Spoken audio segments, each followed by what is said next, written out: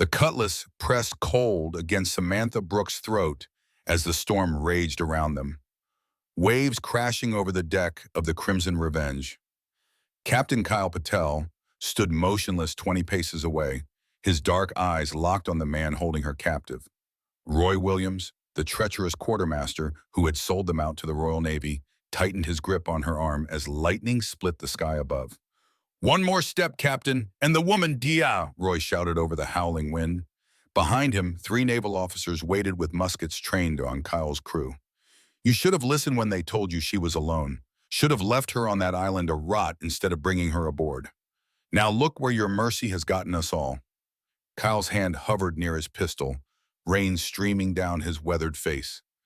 The ship lurched violently to starboard, and for a moment Roy's blade wavered. In that instant, Samantha saw something flicker in the captain's eyes. A calculation, a promise. She had learned to read those subtle expressions during the months she had spent aboard his vessel, ever since he had found her shipwrecked and desperate on a forgotten spit of land in the Caribbean. The memory of that first encounter seemed impossibly distant now, though it had been less than a year ago. She could still taste the salt and desperation on her lips from those endless days she had spent scanning the horizon, praying for salvation that never came. Until Kyle Patel's black flag had appeared on the morning, she had almost given up hope entirely. Before we see how this ends, tell us where you're watching from and hype this video in the comments. But that rescue had come at a price she was only beginning to understand as Roy's blade drew a thin line of blood from her neck. The storm seemed to mock their predicament, as if the very elements conspired against any chance of escape. She closed her eyes and let her mind drift back to the beginning, to the moment when her old life had ended and this dangerous new existence had begun. The sun had been merciless that morning, 6 months earlier, beating down on the small patch of sand and rock that had become Samantha's prison. Her lips were cracked and bleeding, her dress little more than tattered rags after weeks of exposure to salt spray and scorching heat. The merchant vessel she had been traveling on from Port Royal to Charleston had foundered in a hurricane, and she had been the only survivor to wash up on this nameless island. For 23 days, she had survived on rainwater caught in makeshift containers and the occasional crab or fish she managed to trap in the tidal pools. Her hands were raw from digging for shellfish, her skin burned dark by the relentless sun. She had long since given up calling out to the empty horizon, her voice reduced to a whisper from thirst and despair. That was when the Crimson Revenge had appeared like a dark specter on the crystal blue waters, its black sails billowing in the trade winds. At first, Samantha had thought it was another hallucination brought on by hunger and dehydration. She had seen so many phantom ships in recent days, only to watch them dissolve into heat mirages or distant clouds. But this vessel grew larger and more substantial as it approached, and she could make out figures moving on its deck. Pirates, she realized with a mixture of terror and desperate hope. The skull and crossbones flew proudly from the mainmast, and even from a distance she could see the glint of weapons and the weathered faces of men who lived outside the law. The longboat that eventually scraped against the beach carried 6 men, but her eyes were drawn immediately to their leader. Kyle Patel was not what she had expected from a pirate captain. He was younger than she had imagined, perhaps 35, with intelligent dark eyes and an air of quiet authority that needed no bluster or threats to make itself known. His clothes were well-made but practical, his weapons clean and well-maintained. When he spoke, his voice carried the cultured accent of education, though roughened by years of shouting orders over ocean winds. "Well, well," he had said, studying her with those penetrating eyes. "What have we here? A castaway, by the look of things." He gestured for his men to stay back as he approached her slowly, hands visible and empty. "My name is Captain Kyle Patel. You appear to be in some distress, madam." Samantha had tried to speak, but only a croak emerged from her parched throat. Kyle immediately signaled to one of his men, who brought forward a water skin. The captain himself had knelt beside her and helped her drink, supporting her head with surprising gentleness. "Easy now," he murmured. "Small sips. You'll make yourself sick if you drink too fast." His hands were calloused but steady, and she noticed a thin scar running along his left wrist. "How long have you been here?" 3 weeks, she managed to whisper after several careful swallows. "Maybe more." I lost count. Kyle nodded, his expression thoughtful. And before that, what ship were you traveling on? The Prosperity, she said. Merchant vessel out of Port Royal, bound for Charleston. She looked up at him with eyes that held both gratitude and wariness. Are you going to kill me? The question seemed to amuse him, though not unkindly.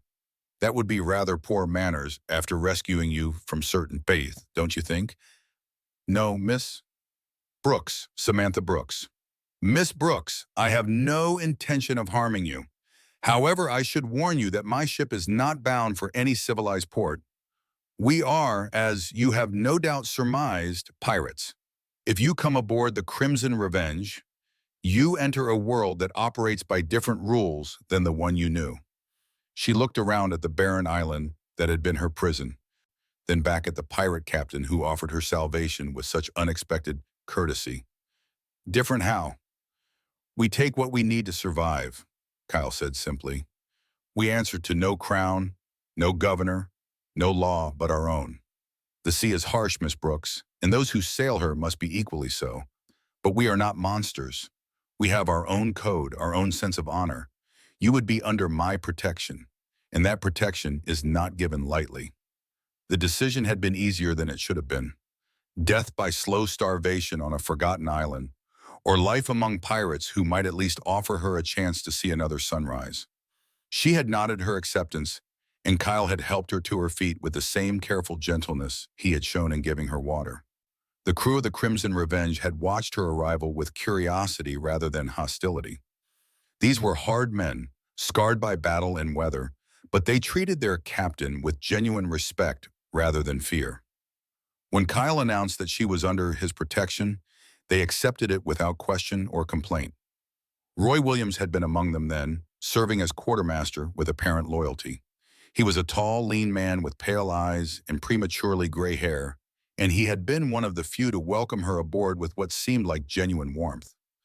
Captain has a good eye for people worth saving, he had told her that first evening as she sat by the galley fire, wrapped in a blanket and trying to process her dramatic change in circumstances. How long have you sailed with him? She had asked. Near on 4 years now, Roy replied, ladling stew into a wooden bowl for her. Found me in Tortuga, half dead from fever and completely broke. Could have left me to rot, but he saw something worth salvaging. That's his way. He collects strays and broken things, fixes them up, gives them purpose. The stew was simple but nourishing, and Samantha felt strength returning to her body with each spoonful. What kind of purpose? Roy's smile had been enigmatic. Whatever suits your talents, I expect. Captain's good at seeing what people are capable of, even when they don't see it themselves. You'll find your place. Those words had proven prophetic in ways she could never have imagined. As the days turned to weeks aboard the Crimson Revenge, Samantha discovered that life among pirates was far more complex and nuanced than she had expected. They were criminals, certainly, but they operated with a code of ethics that many so-called civilized men would have found challenging to uphold. Kyle ran his ship with quiet efficiency and surprising fairness. Decisions that affected the crew were put to a vote, with each man having an equal voice regardless of rank. Plunder was divided according to agreed-upon shares, with provisions made for those injured in service to the ship. Disputes were settled through established procedures rather than violence, and cowardice or betrayal were the only crimes that carried a death sentence. She found herself gradually taking on responsibilities around the ship. Her education, unusual for a woman of her background, proved valuable in maintaining the ship's logs and correspondence. She could read and write in 3 languages, skills that became essential when they needed to forge documents or negotiate with merchants in various ports. More importantly, she discovered that she had a natural talent for reading people and situations.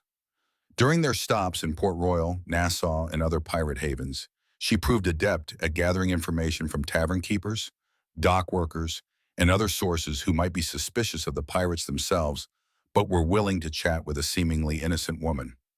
Kyle began consulting with her on matters of strategy and planning, and she found herself becoming an unofficial advisor to the captain. Their relationship remained strictly professional, but she was aware of an undercurrent of attraction that neither of them acknowledged directly. He was unlike any man she had ever known. combining ruthless pragmatism with unexpected moments of tenderness and honor. The other crew members accepted her presence with varying degrees of enthusiasm, but none challenged her position aboard the ship.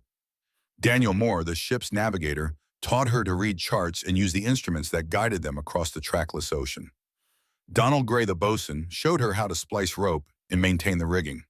Even Tyler Powell, the ship's surgeon, shared some of his knowledge of treating wounds and illness. But it was Kyle himself who proved to be her most important teacher, though he rarely offered instruction directly. She learned by watching him handle delicate negotiations with other pirate captains, by observing how he balanced the competing interests of his crew, by seeing how he made the difficult decisions that kept them all alive in a world where a single mistake could mean death or capture. The first real test of her place aboard the Crimson Revenge had come during an encounter with a Spanish treasure galleon off the coast of Cuba. The Santa Isabella was heavily armed and escorted by two smaller warships, but Kyle had received intelligence that she was carrying a fortune in gold and silver from the mines of Peru. The attack had been planned with meticulous care, taking advantage of a moonless night and favorable winds to approach undetected. Samantha had expected to be relegated to the safety of the ship's hold during the battle, but Kyle had surprised her by asking her to remain on deck. "I may need someone I can trust to carry messages between the gun crews," he had explained. "And your presence might help convince the Spanish that we're not entirely without civilized restraint." The battle itself had been brief but intense. The Crimson Revenge's crew fought with the disciplined ferocity of men who knew that capture meant the gallows, while the Spanish sailors struggled to respond to the sudden assault. Samantha had found herself moving through the chaos with surprising calm, relaying Kyle's orders and even helping to tend wounded pirates when the fighting was at its fiercest. When the Santa Isabella finally struck her colors in surrender, Kyle had led the boarding party himself. Samantha had watched from the rail as he negotiated with the Spanish captain, securing the treasure while ensuring that the defeated crew would be treated with the courtesy due to honorable opponents. The haul from that single engagement had been substantial enough to keep the crew comfortable for months. But more importantly, it had established Samantha's credentials as a full member of the ship's company. She had proven that she could keep her head in a crisis and contribute meaningfully to their success. Roy Williams had been particularly effusive in his praise afterward. "You've got steel in your spine, Miss Brooks," he had told her as they celebrated in the ship's great cabin. Not many people, man or woman, could have stayed so composed during their first taste of battle. Kyle had said little about her performance directly, but she had noticed the way his eyes followed her during the days that followed, and there was a new note of respect in his voice when he spoke to her. She was no longer just a rescued castaway under his protection. She was becoming a valued member of his crew. The months that followed had brought a series of successful raids and narrow escapes, each one strengthening the bonds between the pirates and deepening Samantha's understanding of their world. She learned to handle a pistol and cutlass, though she hoped never to need those skills in earnest. More importantly, she learned to think like a pirate, to see opportunities where others saw only obstacles, to understand that survival often depended on being willing to take calculated risks. Her relationship with Kyle had evolved as well, though both of them maintained careful boundaries. There were moments of connection, brief conversations during the quiet hours of the night watch, shared glances during tense negotiations, small gestures of consideration that spoke of deeper feelings neither was willing to voice. She understood the delicate position she occupied aboard the ship. As the only woman among 30 hardened men, her safety depended entirely on Kyle's protection and the crew's respect for his authority. Any suggestion of impropriety or favoritism could undermine that protection and put them all in danger. But there had been signs that some members of the crew were growing restless with their current situation. The Spanish authorities were increasing their patrols in response to the pirates' success, and several recent encounters had been closer than anyone liked. Some of the men had begun to whisper about the wisdom of keeping a woman aboard, suggesting that she brought bad luck or unwanted complications. Roy Williams had been among the most vocal of these critics, though he was careful to couch his concerns in terms of practical considerations rather than personal animosity. "She's a liability, Captain," he had argued during one heated discussion in Kyle Sheena's cabin. "The Spanish know about her now. They'll be looking for a pirate ship with a woman aboard. Makes us easier to identify, easier to track. Kyle had listened to these concerns with his usual thoughtful attention, but his response had been firm. Miss Brooks has proven her worth a dozen times over. She stays. His tone had brooked no further argument, but Samantha could see the seeds of discord being planted among the crew. The situation had come to a head during their last raid, an attack on a Portuguese merchant convoy near the Windward Islands. The intelligence had come from Roy Williams himself, who claimed to have reliable information about the ship's cargo and defenses. The attack should have been routine, but it had turned into a trap. The merchant ships had been escorted by a British naval frigate that had been concealed behind a small island, waiting for the pirates to commit themselves to the attack. The Crimson Revenge had barely escaped, and 3 of Kyle's men had been killed in the running battle that followed. In the aftermath, suspicions had begun to circulate about how the British had known to position their ship in exactly the right place to intercept them. Roy had been quick to suggest that the leak might have come from Samantha's contacts in the various ports they frequented, but Kyle had dismissed the accusation with cold anger. Miss Brooks has never had access to operational details before they were shared with the entire crew, he had stated flatly. If there's a traitor aboard this ship, we'll find them. But I won't have baseless accusations thrown about to cover someone else's incompetence. The tension had continued to simmer as they sailed toward their current refuge, a hidden anchorage in the Bahamas where they could make repairs and plan their next move. But before they could reach safety, the storm had struck with devastating fury, driving them off course and into the path of a British patrol that had been searching for them. Now, as Roy Williams held a blade to her throat and accused Kyle of weakness for protecting her, Samantha understood that this confrontation had been inevitable from the moment she had set foot aboard the Crimson Revenge. The quartermaster had been planning this betrayal for weeks, waiting for the right moment to strike. "You always were too soft, Patel," Roy shouted over the storm. "Too willing to trust, too quick to show mercy. That's why you'll never be more than a small-time pirate playing at being a gentleman. These naval officers have promised me a full pardon and a commission in His Majesty's service. All I have to do is deliver you and your ship." Kyle's expression remained calm despite the rain lashing his face and the pistols trained on his chest. "And what of the crew, Roy? What happens to them in this bargain you've struck?" "That's not my concern anymore," Roy replied with a shrug that pressed the blade deeper into Samantha's neck. "They chose to follow you instead of listening to reason. Let them face the consequences." Around them, the rest of the crew stood frozen in a tableau of betrayal and loyalty. Some of the men looked shocked by Roy's treachery, while others seemed to be weighing their options. The British naval officers waited with professional patience, confident that their trap had finally closed around one of the Caribbean's most elusive pirate captains.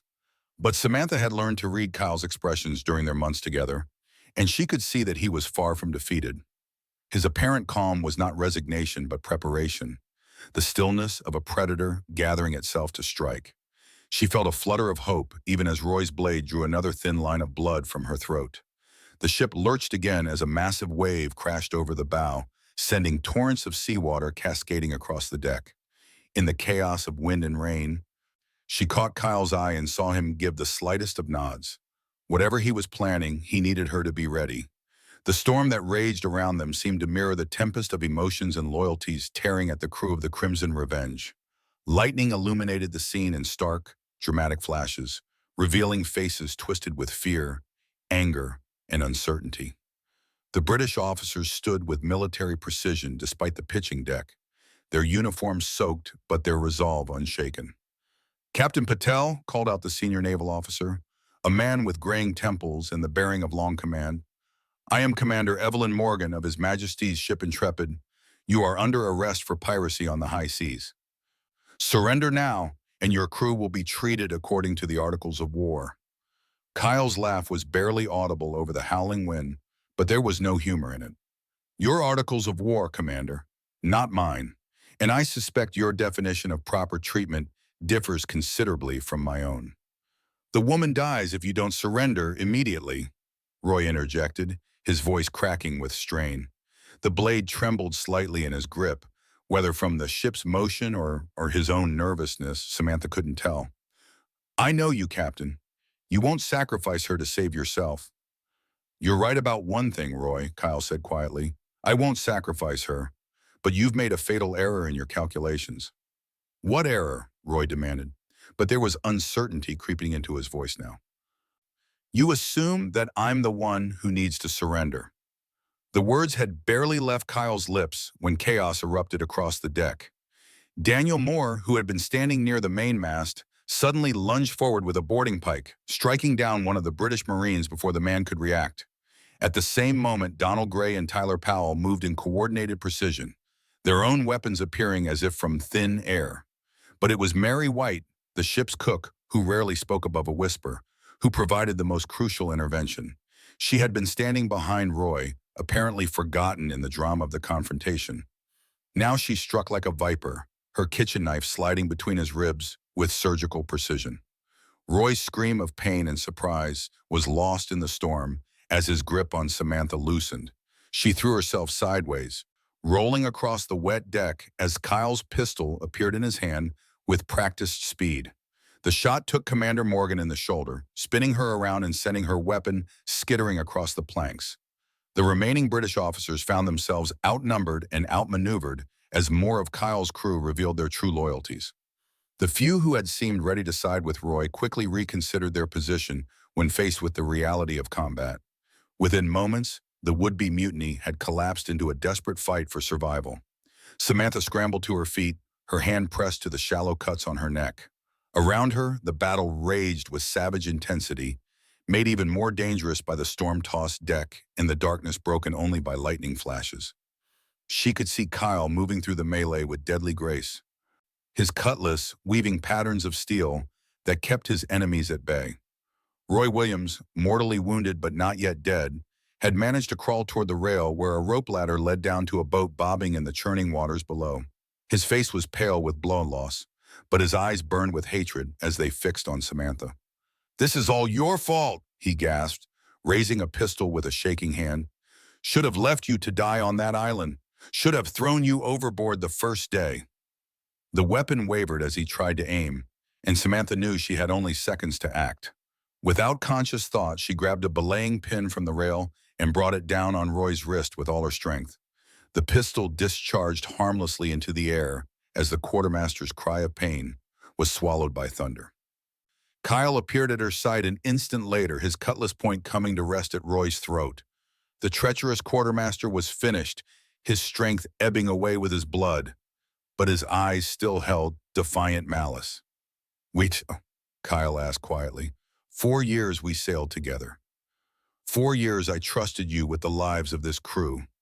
What did they offer you that was worth betraying all of that?" Roy's laugh was a wet, choking sound.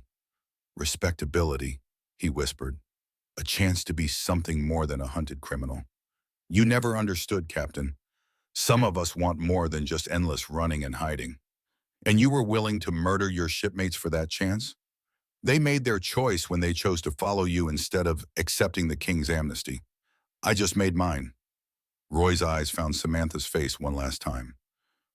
"At least I won't have to watch you make a fool of yourself over that woman anymore." Kyle's blade moved slightly, and Roy Williams spoke no more. The battle was winding down around them as the surviving British officers realized the hopelessness of their situation. Commander Morgan, wounded but still conscious, had ordered her remaining men to lay down their arms rather than face certain death and continued fighting. "A wise decision, Commander," Kyle said as he approached the captured naval officer. Rain continued to pour down on them all, washing the blood from the deck in pink rivulets that disappeared over the sides. "Your men fought bravely, but this is our element, not yours." Morgan clutched her wounded shoulder, her face pale but composed. "What happens to us now, Captain? Or will you murder us in cold blood?" "That would be wasteful," Kyle replied. "And contrary to my principles, you'll be put ashore at the nearest inhabited island with sufficient supplies to signal for rescue. Your word as an officer that you'll make no attempt to escape or signal other British ships during the voyage." The commander's eyes widened slightly at this unexpected mercy. "You would trust the word of an enemy?"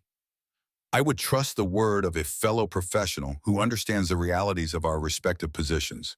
You came here to do your duty, as did your men. I respect that, even if I cannot allow it to succeed. As Kyle's crew began the process of securing their prisoners and assessing the damage from the storm in Baston, Samantha found herself drawn to the rail. The tempest was beginning to subside, and she could see stars appearing between the racing clouds. The immediate crisis had passed, but she knew that everything had changed. Roy Williams' betrayal had exposed fractures in the crew that might have remained hidden for months or years under different circumstances. Some of the men who had stood ready to support him would need to be watched carefully, their loyalty earned rather than assumed. The British would intensify their hunt for the Crimson Revenge now that they knew Kyle's location and methods. Most significantly, her own position aboard the ship had been fundamentally altered.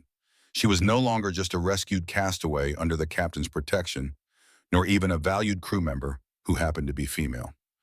Roy's accusations and the manner of his betrayal had forced both Kyle and the crew to confront the reality of what she meant to them all. Kyle approached her as she stood lost in thought, his own expression unreadable in the dim light of the storm lanterns. The immediate danger had passed, but she could sense the weight of unspoken questions hanging between them. "Are you injured?" he asked quietly, his eyes noting the thin lines of blood on her neck. "Nothing serious," she replied. "Mary's intervention was perfectly timed. I owe her my life." "We all do. Roy would have killed you without hesitation if she hadn't acted." Kyle paused, studying her face in the flickering light.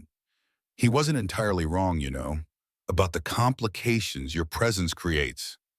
Samantha felt her heart sink at his words, though she tried to keep her expression neutral. "Are you saying you regret rescuing me from that island?" "No," Kyle said immediately, his voice firm. "I'm saying that Roy was right about one thing. Having you aboard does make us more conspicuous, more vulnerable to identification and pursuit. But he was wrong about everything else that matters." "What do you mean?" Kyle was quiet for a long moment, watching the last of the storm clouds scudding across the star-filled sky. When he spoke again, his voice was softer, more personal than she had ever heard it. "He said I was making a fool of myself over you." Perhaps he was right about that as well. But if caring about someone makes a man foolish, then I've been a fool since the day I pulled you off that beach. The admission hung in the salt air between them, more significant than any declaration of love could have been. Samantha felt tears mixing with the rain on her cheeks as she turned to face him fully. "Kyle," she began, but he held up a hand to stop her. "Let me finish. Roy thought that offering you protection was a sign of weakness, that it compromised my ability to command this ship effectively. He believed that a true pirate captain should be willing to sacrifice anyone and anything for his own survival. And what do you believe?" "I believe that a man who has nothing worth protecting has already lost everything that makes him human. You've brought something to this ship that we didn't even know we were missing. Intelligence, yes, and practical skills that have saved us more than once. But more than that, you've reminded us that we're not just criminals and outcasts. We're people capable of honor, loyalty, and yes, love." The words settled between them like an anchor finding bottom, solid and irreversible. Samantha reached out to touch his hand, her fingers intertwining with his calloused ones. "The crew will talk," she said quietly. "They'll say you're compromised, that your judgment is affected. Let them talk. Any man who questions my judgment can challenge me according to the code we all swore to uphold. But I won't pretend anymore that you're just another crew member under my protection. Roy's betrayal has made that impossible." Around them, the business of the ship continued. The prisoners were being secured below decks, the wounded were being tended by Tyler Powell, and the damage from the storm was being assessed and repaired. But for this moment, Samantha felt as though she and Kyle existed in a bubble of calm at the center of all the activity. "What happens now?" she asked. "Now we sail for Tortuga and decide our next move. The British will be hunting us more actively than ever, and we'll need to be smarter and more careful than we've ever been before." Kyle's grip on her hand tightened slightly. "But we'll face whatever comes together, as partners in truth as well as in name." The word partners carried weight beyond its simple meaning. In the world of piracy, partnerships were sacred bonds, sealed by shared danger and mutual trust. To be Kyle's partner meant equality in decision-making, shared responsibility for the crew's welfare, and a commitment that went deeper than mere romantic attachment. "The men will need to vote on it," Samantha said, understanding the implications. According to your code, any major change in ship's leadership requires crew approval. Then we'll put it to a vote when we reach port. But I think you'll find that most of the crews already sees you as my partner in all but name. Roy's faction was smaller than he believed, and tonight's events have shown everyone where true loyalty lies. As if summoned by their conversation, Daniel Moore approached them with a respectful nod. The navigator's weathered face showed signs of the recent battle, but his eyes were bright with something that might have been relief. Captain Miss Brooks, he said formally, the crew asked me to speak for them, and we want you both to know that what happened tonight doesn't change anything as far as we're concerned. Roy Williams was a traitor and a fool, and he got what traitors deserve. Thank you, Daniel, Kyle replied. That means more than you know. There's something else, Captain. The men have been talking, and we think it's time to make things official. Miss Brooks has earned her place among us a dozen times over. If you're willing to have her as your partner, then we're willing to follow you both. The formal offer of crew support was unprecedented in Samantha's experience, but she could see that it meant everything to Kyle.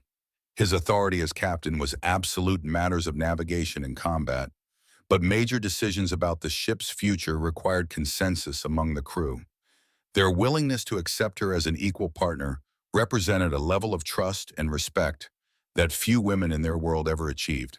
I'm honored by your confidence, she said carefully, but this isn't a decision to be made lightly. If I accept partnership with Captain Patel, I accept responsibility for all of your lives and welfare. That's not a burden I take on without serious consideration. Daniel's grin was visible even in the dim light. Begging your pardon, miss, but you've been carrying that burden for months already. We've all seen how you worry about the crew, how you work to keep us safe and successful. Making it official just recognizes what's already true. As the navigator walked away to continue his duties, Samantha found herself overwhelmed by the magnitude of what was being offered. 6 months ago, she had been a conventional young woman from a respectable family, traveling to Charleston to marry a man chosen by her father. Now she was being asked to become co-captain of one of the most successful pirate ships in the Caribbean. It's a lot to consider, Kyle said quietly, reading her thoughts. No one would blame you if you decided it was too much responsibility, too much danger. I could arrange passage for you to any port you choose, with enough money to start a new life wherever you wish. Is that what you want me to do? What I want and what's best for you may be two different things. I want you to stay, to be my partner in every sense of the word. But I also want you to be happy and safe, and this life offers no guarantees of either. Samantha looked around at the ship that had become her home, at the men who had become her family, at the vast ocean that stretched endlessly in all directions.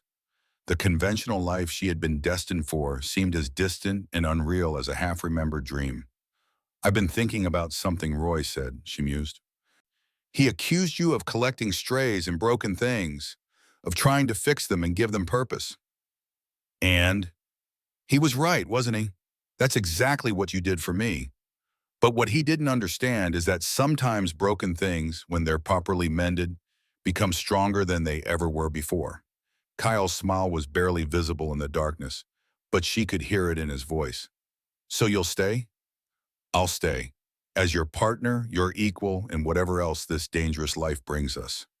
She paused, looking up at the stars that would guide their course to whatever adventures awaited them. But I have one condition. Name it. If we're going to be partners, truly equal partners, then I want to learn everything. Navigation, gunnery, swordsmanship, ship handling. I won't be a partner in name only, dependent on others for my competence. Done. Though I should warn you that some of those lessons will be harder than others. Daniel can be a harsh taskmaster when it comes to celestial navigation. I'm not afraid of hard work. I learned that on the island before you found me. As they stood together watching the stars emerge fully from behind the dissipating storm clouds, Samantha felt a sense of completion that she had never experienced before. The frightened, desperate woman who had been rescued from that barren island was gone, replaced by someone stronger, more capable, and infinitely more alive. The next few days passed in a blur of activity as the Crimson Revenge made its way toward Tortuga.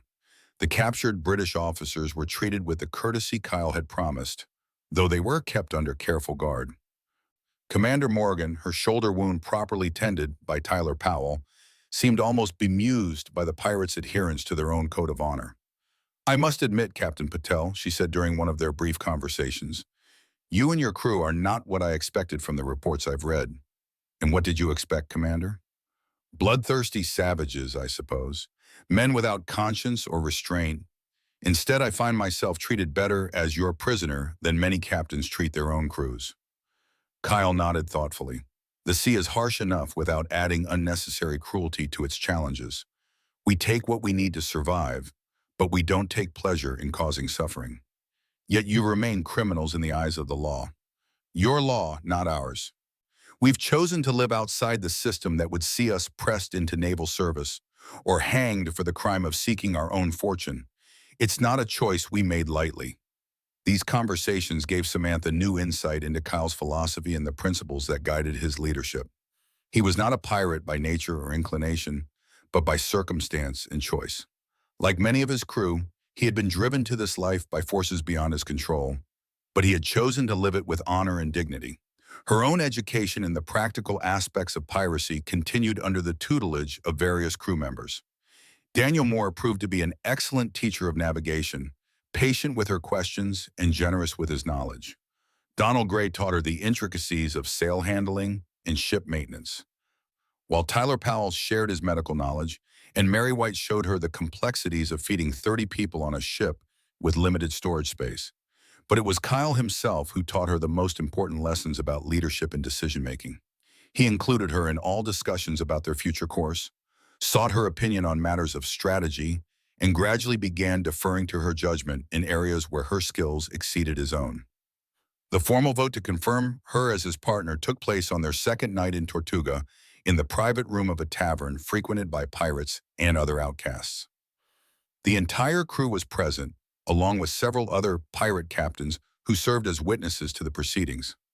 The discussion was surprisingly brief. One by one, the crew members stood to voice their support for the arrangement, citing specific examples of how Samantha had contributed to their success and welfare.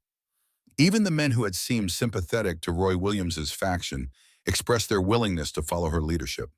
When the vote was called, it was unanimous. Samantha Brooks was now officially the co-captain of the Crimson Revenge, with all the rights and responsibilities that position entailed. The celebration that followed was subdued by pirate standards, but it carried a weight of significance that more boisterous affairs often lacked. She found herself toasted by captains who commanded their own ships, treated as an equal by men who had spent their entire adult lives in this dangerous profession. "You've achieved something remarkable," Kimberly Williams, one of the few other women in the pirate community, told her as they sat together in a quiet corner of the tavern. "There are perhaps 3 or 4 women in all the Caribbean who command the respect you've earned. It's not a position that comes easily or safely." "What advice would you give me?" Samantha asked. "Never show weakness, never apologize for being who you are, and never let anyone, friend or enemy, forget that you've earned your place through merit rather than favor. The moment you start doubting yourself, others will doubt you as well." The advice proved prophetic in the weeks that followed as a word of the Crimson Revenge's new command structure spread throughout the pirate community. Some captains expressed skepticism about Kyle's decision, while others seemed intrigued by the novelty of the arrangement. A few made it clear that they considered the partnership a sign of weakness that could be exploited. The first real test came during a meeting of the Brethren Court, the loose confederation of pirate captains who controlled much of the Caribbean's illicit trade. Emma Gutierrez, captain of the Serpent's Kiss, challenged Samantha's right to speak for the Crimson Revenge during negotiations over territorial boundaries. "I mean no disrespect to Captain Patel," Emma said with false courtesy, "but I question whether his personal attachments might compromise his judgment in matters affecting us all." The room fell silent as all eyes turned to Kyle and Samantha. This was the moment that would define their partnership in the eyes of their peers, and everyone present understood the stakes. Kyle started to respond, but Samantha placed a gentle hand on his arm and stood to address Emma directly. "Captain Gutierrez raises an interesting point about personal attachments, Perhaps she could explain how her own relationship with Captain Rodriguez of the Black Widow affects her ability to negotiate fairly with his rivals. The reference to Emma's well-known romantic involvement with a competing captain caused a ripple of laughter around the room. Emma's face flushed with anger, but she had no effective response to the counterattack. Furthermore, Samantha continued, I would suggest that partnership based on mutual respect and shared responsibility is far more reliable than command based solely on fear or tradition. Captain Patel and I have proven that our arrangement works in practice, not just in theory. The challenge was diffused, and the negotiations continued with Samantha's right to participate fully established. But the incident served as a reminder that their unconventional partnership would continue to face scrutiny and testing from both friends and enemies. As they sailed away from Tortuga the next morning, Kyle found Samantha standing at the bow, watching the sun rise over waters that sparkled like scattered diamonds. The ship was running before a steady trade wind, her sails full and her crew working with the easy efficiency that came from months of shared experience. Any regrets? He asked quietly. About which part? Leaving my old life behind? Joining a crew of pirates? Or becoming your partner? Any of it? All of it. Samantha considered the question seriously, thinking back over the extraordinary journey that had brought her to this moment. The frightened, desperate woman who had been rescued from that barren island seemed like a different person entirely, someone she had once been but could never be again. No regrets, she said finally. This life is dangerous and uncertain, but it's mine in a way that my old existence never was. I make my own choices now, face my own consequences, and answer to no one but myself and the people I choose to care about. And the people who choose to care about you, Kyle added, moving to stand beside her at the rail. Around them, the Crimson Revenge sailed on toward whatever adventures and challenges awaited them on the endless blue expanse of the Caribbean Sea. They were pirates and partners, lovers and leaders, bound together by choices freely made and trust hard-earned. Behind them, the island of Tortuga disappeared into the morning haze, just another point on the chart of their unconventional life. Ahead lay the open ocean, vast with possibility and bright with promise. Whatever storms might come, they would face them together as equals in danger and in hope. The woman who had once been told she was alone had found something far more valuable than rescue. She had found herself, and in doing so, had discovered that the greatest treasure of all was not gold or silver, but the freedom to choose one's own destiny and the courage to defend that choice against all who would challenge it. In the end, that was worth more than all the Spanish gold in the New World.